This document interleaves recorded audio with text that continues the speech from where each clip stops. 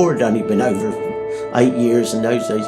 You never thought that you could go diving, and not in the early 50s. Thinking, God, reading these books, seeing these programs, think, oh, what a fantastic life. But I never thought for 1 minute that I would be able to do it.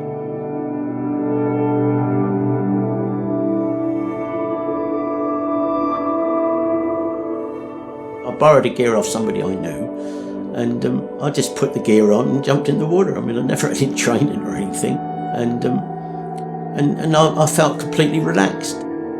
Once the diving started, that was it. It was just something I knew I had to go on doing. That was all. It was just.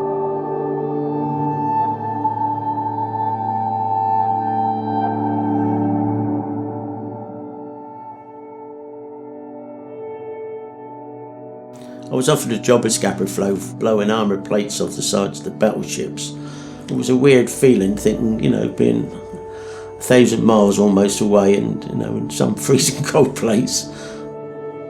A bloke called Nundy was who I worked for. I didn't have any training with explosives at the time, but it just came natural, like diving did. It didn't work every time. You didn't always blow a plate off every single time and all the rest of it.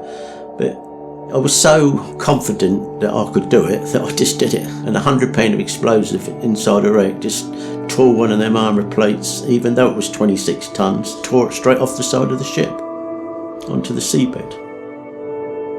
Because it was non-radioactive, it was sought after for places like hospital instruments, for recording instruments, and because there wasn't, or is, hardly any other source of material like that in the world to get at. I'm sure there are ships, but not in an enclosed harbour that you could work easy and get reasonably easy.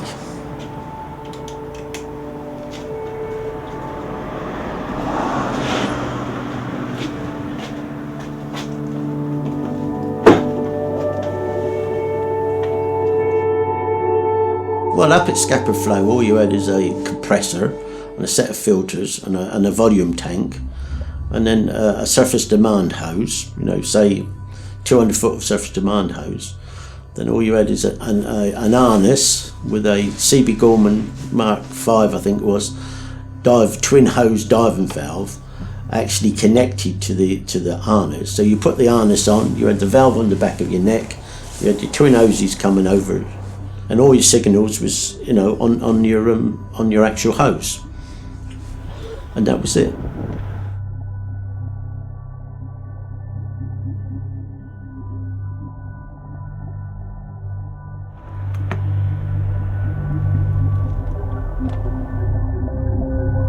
You got to remember, there was no health and safety.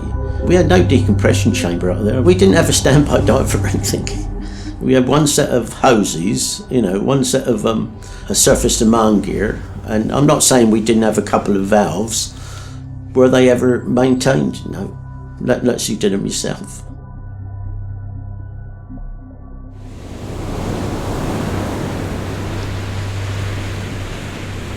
We had the armoured plate laid on the seabed with these studs and the nuts still on them where they pulled through the side of the ships, but they were jammed and you couldn't undo any of them. So the idea was you tied a little bit of explosive to them, and that loosened them up. But it only took you like the time to go down 120 foot, say, tie it on and then come back up. Wait for 10 minutes while they pulled up the firing cable, made another shot up, and then do it again.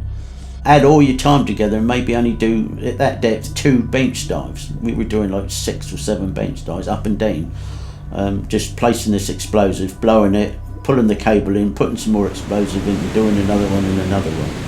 And it's very, very dangerous way of diving, because you've got that change of pressure constantly, up and down, up and down. And obviously I had a spinal hit because I was paralysed, and from there I just went to bed for the night and got up the next day and felt all right, so I went back diving. I should have died.